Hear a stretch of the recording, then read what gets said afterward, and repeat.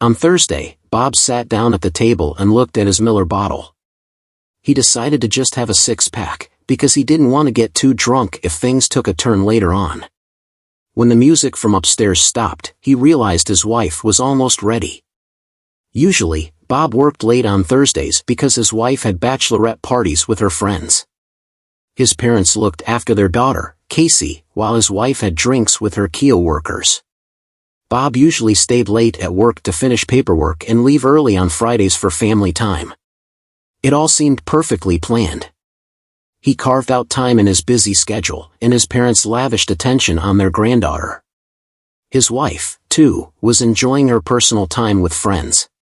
Or at least, that's what he believed. The sound of his wife moving toward the bathroom reminded him of last Tuesday's lunch with Vicky. He thought about needing to visit the store again, or perhaps inquire about sandwich delivery. They were that good. Sitting down to keep an eye on the door was the best option. He soon spotted a familiar figure. He noticed a figure entering the restaurant, watching Hursk in the room.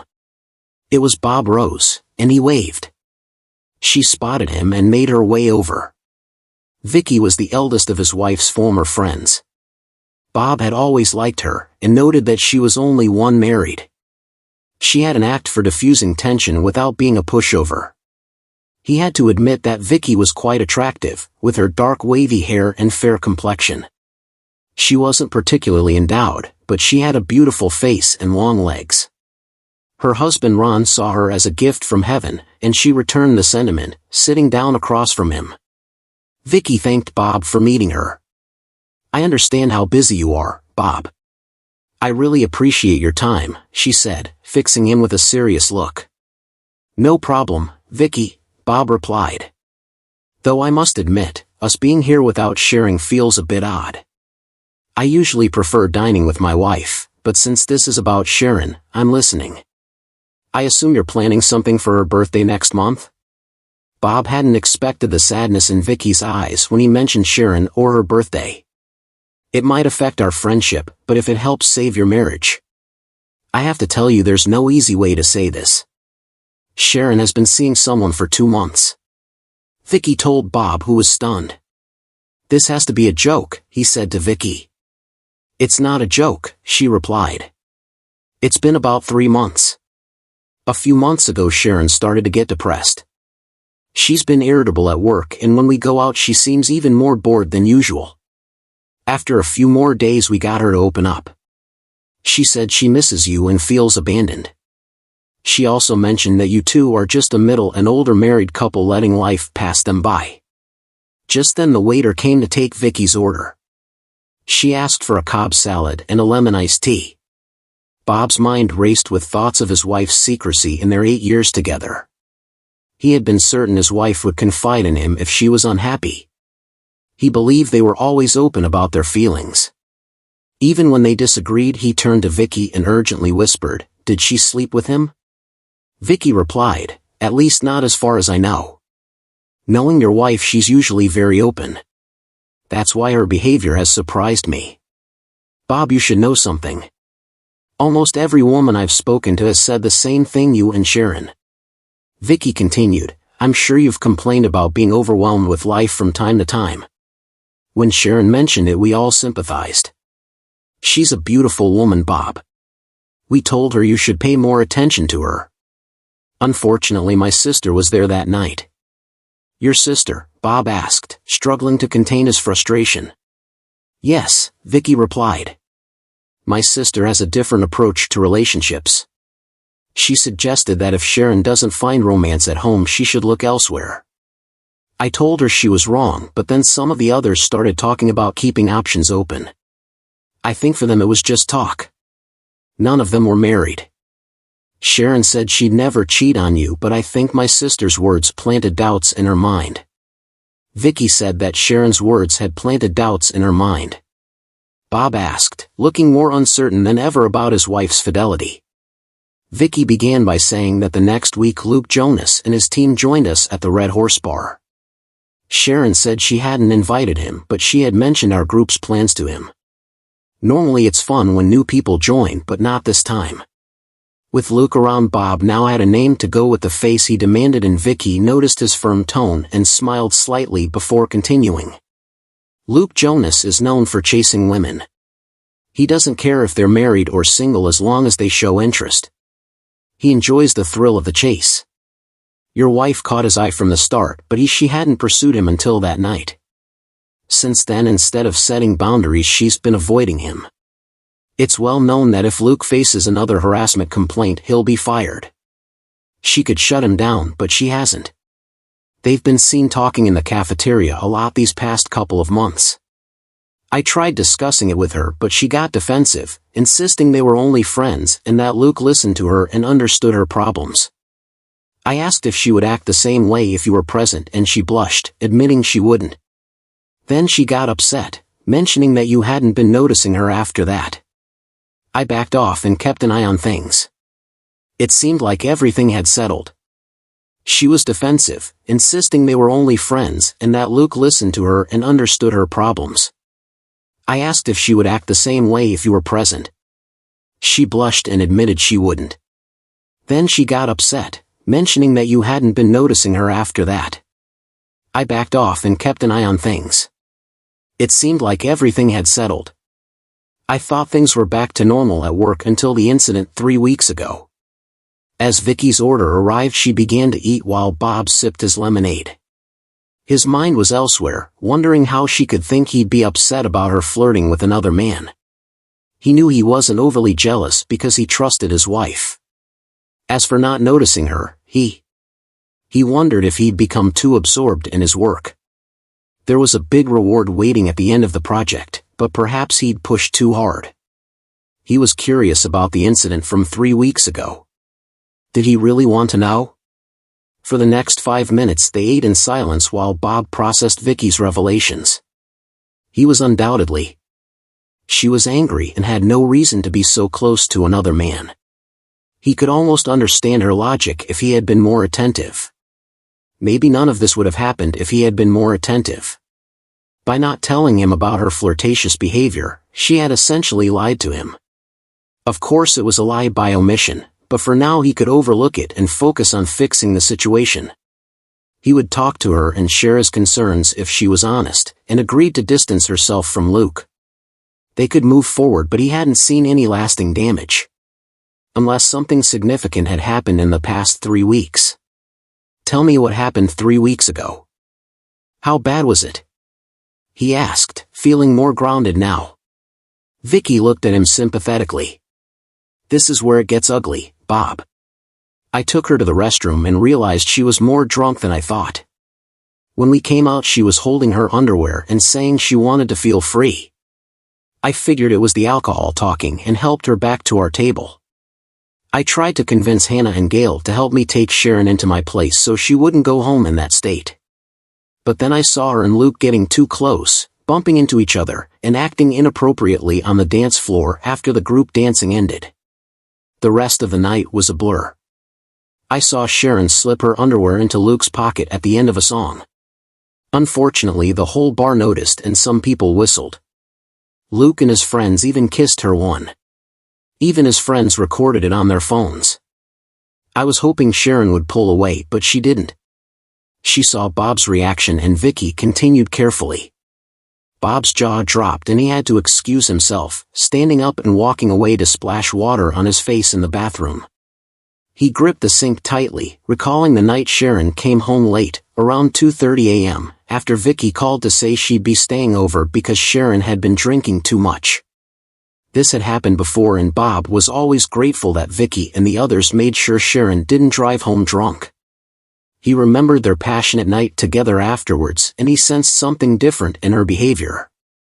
Returning to the present, he felt anger surging through him, not just from the betrayal but also from the thought that Sharon might have been thinking about another man while they were together. After collecting himself, he returned to the table, noticing the sympathy in Vicky's eyes. He was unsure how to respond, so he asked Vicky for more details. Honestly, Bob, that's about it. Vicky said the recent bachelorette parties were held at Hannah's house with wine and a lingerie show at work. Sharon seems distant with Luke. I thought it was over, but I saw them talking yesterday. They stopped when I approached, so I'm not sure what's going on. I thought you should know, especially since she doesn't seem to be listening to her friends anymore. The waiter brought the bill and Bob quickly grabbed it and searched for his credit card. I'd like to see what's going on and put an end to it right away. He said that Sharon mentioned you ladies were going to the Red Horse Bar this week, so maybe I'll show up and watch them from the sidelines. He paused, noticing the apprehension on Vicky's face. What did I say wrong? He asked. Vicky replied, Hannah has a doctor's appointment early Friday morning and Gail is visiting her. If Sharon goes out this Thursday, it won't be with us. Reaching across the table to take his hand, she added, I'm so sorry, Bob. I know it's probably better not to ask if you're okay, but here's my home phone number. Call any time if you need to talk to me. My husband is a marriage counselor, so he might be helpful. Thanks for telling me, Vicky. I know this must be tough for you, but I truly believe you're a good person and a good friend. I'm not sure what comes next, but I'm aware of the situation now and I can take some action. Bob expressed his gratitude as he got up from the table, settled the bill and left the next day, Wednesday. There was a breakthrough at work. His team managed to get hold of a supply of finished parts from a startup company in Harrisburg. This meant they could cut setup time by 2 months and make sure they had at least a week's supply, despite the unstable logistics. With just a couple more phone calls, the project would be finished 2 months ahead of saving millions for the military. The cash bonus would be big, just like Bob thought it would be. The project's success would also make him look good. But even though there was good news all around, Bob didn't feel happy. He was dreading going home and facing what he now needed to do. He decided to look into it for himself. He couldn't access Sharon's work email, but he doubted they were using it to communicate given HR's oversight. He logged into her personal Yahoo account, but there was nothing incriminating. She could easily have another account he didn't know about. Bob recognized his lack of tech skills, buying security cameras or installing voice-activated microphones, for example. Microphones sounded like a good idea in theory, but he had a simpler plan in mind. He simply aimed to gather as much information as possible to gauge the extent of effort required to salvage or terminate his marriage. Sharon had already taken the daughter Casey from his parents and manipulated him into delivering Chinese food when she asked what she wanted. She said that after 10 years together, and 8 of them married, he should know by now that she loves him. He couldn't resist being sarcastic in his response, mentioning that he just wanted to ensure she was still content with the arrangement. His phone rang immediately after, and she then requested, and if it hadn't been for that bombshell yesterday, he'd have been over the moon to get home an hour earlier and spend time with his wife and child. But when he looked at the clock, he realized that before the project began, this hour would have been 2 hours later. He also realized that he hadn't been home it was still early on Friday, and he hadn't been home with his family since the project started. Add to that fatigue and stress, and it was understandable why Sharon might feel neglected, but that didn't justify her actions. As he entered through the front door, he caught sight of his wife reaching for a bottle of wine. She was 31 and she still looked great. At 5 feet tall, she was the epitome of womanhood, boasting curves that were undeniably enticing even in loose sweatpants. Her shapely rear was evident, and with her hair tied back in a ponytail, she turned around, flashing him a radiant smile. He reflected on how incredibly fortunate he was to have her. Then reality hit him. I'm so happy. Hi honey, how's work? She asked, giving him a kiss on the lips. Pretty good. We've made a major breakthrough on some FES, so we might finish the project at least a month ahead of schedule. Since it's classified, I want you to know that you and Casey are my top priority. I'll do everything I can to keep us safe. Did he detect a hint of remorse or guilt? Or was he just imagining things? It was one of those moments when he cursed his inability to read people. He often labeled it straightforward. He liked to get things out in the open and expected others to do the same. He knew his approach might come across as a bit blunt, but people appreciated his honesty and straightforwardness. This method had served him well for 34 years, and he saw no reason to change it until now. "Oh darling," she responded. "We both adore you and understand. I wish there were more of you around, but I know this is only temporary. Still, I'm glad you acknowledge it." She seemed on the verge of tears. Was she genuinely emotional or just a skilled actress? "So what does the project's early completion mean for you?" she inquired, unpacking food containers from her bag. "Firstly, it means a substantial I'll get a bonus on top of my salary, but I don't know how much until the project is approved. It's not a small amount though. Also, if we get this government project approved, it'll bring more work to the company. The project leader there might get some good offers from government contractors who want to work with me. UPS is aware of this, so I might be able to negotiate some additional perks if all goes well. It should be quite rewarding," he explained, attempting to eat his sweet and sour pork with chopsticks before opting for a fork. "Didn't I mention this before?" he queried between bites. "Not that I recall," he added. "Darling," she replied, "I remember you mentioning a big contract you couldn't talk about, but it sounded promising. Since then we haven't had much conversation," she added, looking a bit down. "But it looks like my husband will be back soon." He added a brighter tone to his voice and glanced at her, thinking it was time to go fishing. "So ladies, which bar are you heading to tomorrow night? Should I swing by after work to make sure you're all okay to drive home?" he asked, aiming for a casual tone. "Actually, we decided to go to the Red Horse Bar for some group dancing, but I think we'll be done before you finish work," she replied, her gaze shifting to her orange chicken. His heart sank at that moment. He carried her into the living room for the next hour and read her a story after story until she fell asleep on the sofa. He went upstairs till he tucked her in bed and kissed her forehead. Tears welled in his eyes as he thought about the day ahead and how he wanted his daughter to remember these lovely evenings with her parents, not the challenges that were coming. He went back downstairs to where his wife was sleeping on the sofa. He gave her a quick kiss and pulled the blanket over her to keep her warm. Then he went to find her phone, which he found plugged into a wall socket on the nightstand in their bedroom. He unlocked it with a swipe.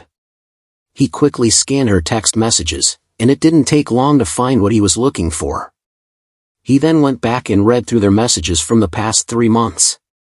"Hey beautiful. It was fun watching you and the girls dance last night, likewise. Bob works late on Thursdays and the in-laws. Laws was looking after Casey, so we had a girls' night. He's a great guy, letting you have some fun. I don't want any misunderstandings." She asked if Bob would approve of how we've been acting, which made me think we might be giving off the wrong signals. I shouldn't be confiding all my issues to another guy. I'll try talking to Bob. He understands, but if you can't, if you want to get his attention, you know where to find me. I'll even treat you to dinner if you need me to, just as friends. Bob couldn't remember her discussing anything with him, but it might have been when he discovered the need for a food supplier. He had spent several days sourcing a supplier capable of meeting the required quantity during that period, so he could have been oblivious to everything, even if a bomb had dropped on him. Until now. When he reviewed her messages, it seemed obvious that this guy was making advances towards her. How could she not see it? He encountered the next batch of messages. "You have to return them today." "What are you referring to? What video? Nobody at work can see this. Sam was there and he filmed it on his phone. I'll make sure he deletes it, but you owe me. I can't lose Bob, not after last night." "What happened last night?" "It's really none of your business." "Was he upset that you came home late and intoxicated?" It was pretty funny. Let's just say something happened that turned everything upside down and leave it at that." "So some dancing with me made you work for your husband's forgiveness. He should be thankful to me. Otherwise, give me back my underwear and make sure that video is deleted." Damn it. It sounded like I was some sort of fancy woman. "Please just watch over me and be the friend you claim to be. Handle what I've asked you to. I'm sorry, but I'll help you out afterwards. Just make sure no one sees this video. I'll do whatever you want." Nothing further happened until last Monday. I heard The Bachelorette. The party is off. How about dinner with me instead? Not a good idea. Sorry. Come on. Your husband will be at work and the girls left you alone one evening with a friend. We can chat like we used to in the cafeteria. Besides, you owe me. I'll meet you at the Red Horse at 8.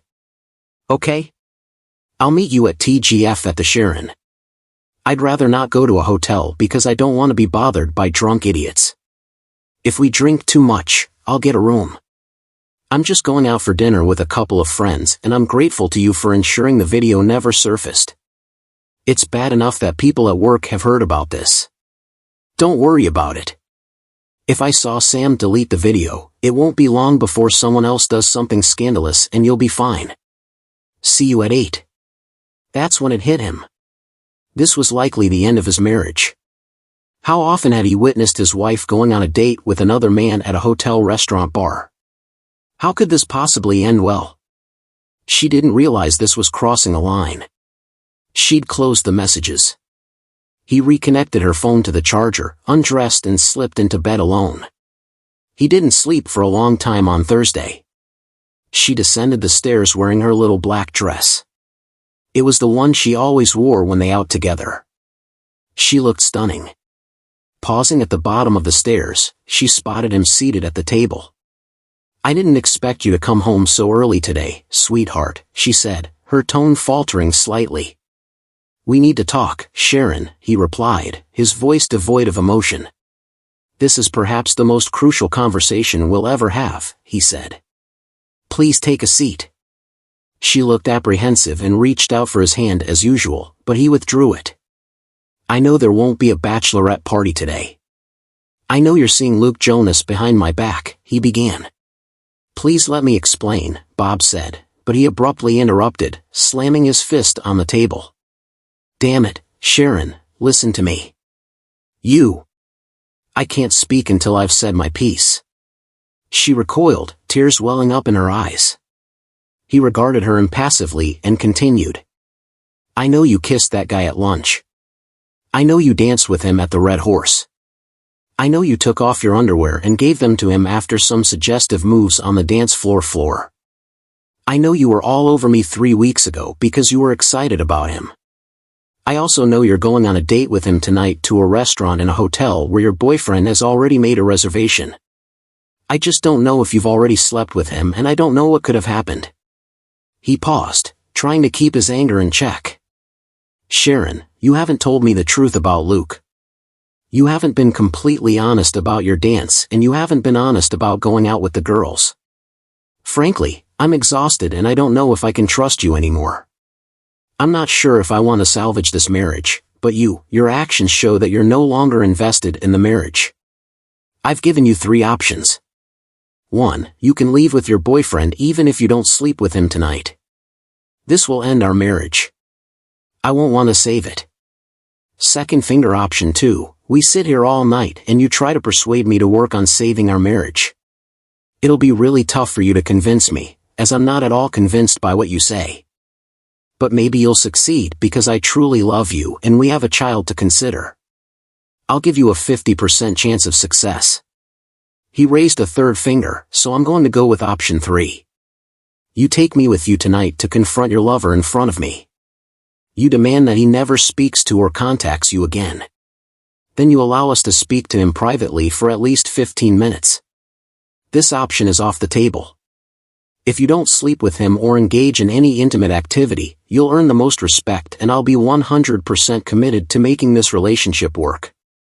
However, if you did, this is the only option that could potentially salvage our marriage. Sharon, which will you choose?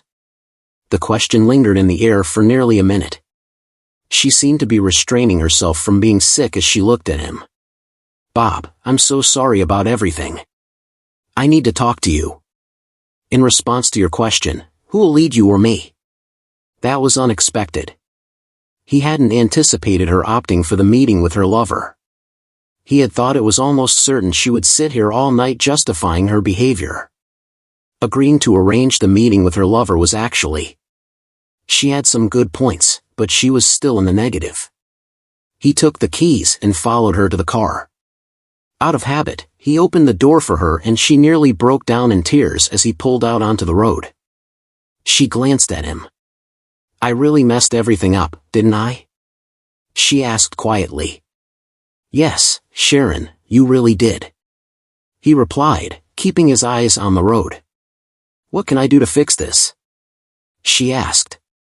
He pondered for a moment, considering a couple of scenarios. "Well, first and foremost, complete honesty from now on. I shouldn't even have to say this, but it seems like you think it's okay to withhold information or lie to me. You also need to find a way to make me believe what you say. I'm not sure how you plan to do this, but I wasn't the one who broke our trust. I think it's worth mentioning that he's dead to you. If we stay together, you won't talk to him at work. If he turns up at your bar, leave. If you can't leave, call me straight away. Don't accept drinks or gifts from him. Cut off all communication with him. When we get back tonight, you'll tell me everything. I don't want to hear your thoughts, like I should say that I was really focused on this project, so I'll take some responsibility if you feel any resentment towards me. Let me know. Finally, if you want to, schedule marriage counseling. If you prefer to choose a counselor yourself, feel free to do so. Maybe Ron can recommend someone when he's finished speaking." Her phone chimed. With a message, she glanced down and paled even further. "Where are you?" she murmured quietly. He reached out and she handed him the phone without a word. He scrolled through her text messages. There were a couple from earlier that day. "Hey, I booked a room with a jacuzzi. Maybe we can relax after lunch." "Your bikini," she said. "You can't get me drunk enough to take a hot bath with you." "I won't bring the bikini," he said. "We'll see. Think maybe you won't need a bikini." And then just now, he said, "Where are you while waiting for you?" "I had a glass of wine. I'm running a little late. I have a surprise." "For you, him." "Oh, you brought your bikini. Perfect." He returned the phone to his wife. She read the messages and hung her head. "You know, these messages don't help your case." "Right, just the ones from today make it seem like you were planning to go up with him tonight." "How much worse will it look if I scroll further?" he asked, knowing full well how damaging it would appear. "I suppose I should ask." He began, "Do you consider your text messages today as inappropriate flirting? Can you grasp how these exchanges have shattered all my trust in you? Sleep with him?" He couldn't help but think she was foolish. "Were you intending to give him your underwear after taking them off like you did a few weeks ago?" He didn't think she could get any paler, but he was wrong. "Sharon, we're almost there. You might want to fix your makeup and think about what you're going to say. You're going to tell Luke to avoid drinking wine." She pulled down the visor and got a napkin from the glove compartment as she started to calm down and stop crying. She started putting on mascara in a more composed tone. She asked, "By Bob, I understand why you think Luke was toying with me. You bring up a good point. I think you're right. But Bob, I don't understand how I didn't see this. I know my recent decisions don't reflect it, but I'm not naive. I've fended off more attractive and sophisticated men than Luke. So why did he target me? This is one of the reasons why I find it hard to believe what you're saying."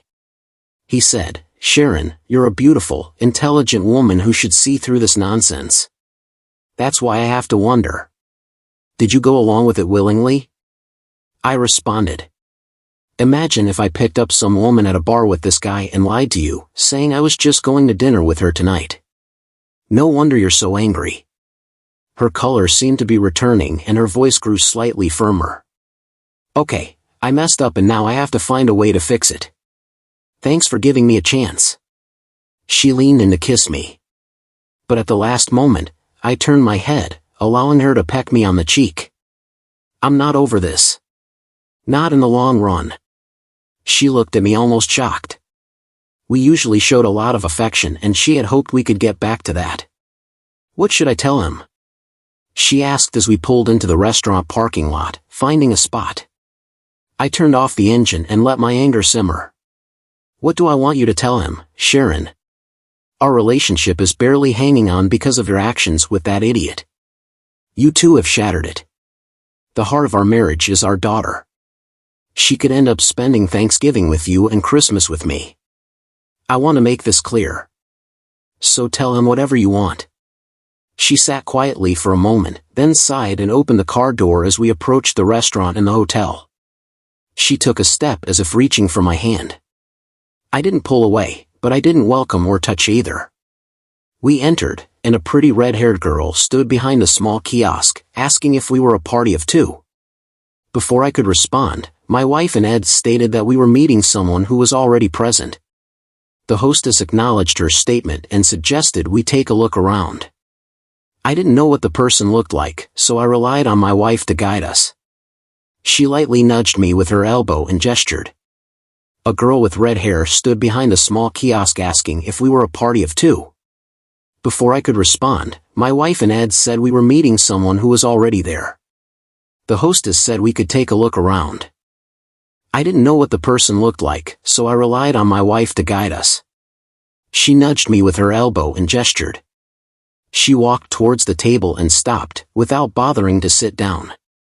The man looked up, spotted her, and flashed a white smile. It took him a moment to realize there was a man behind her.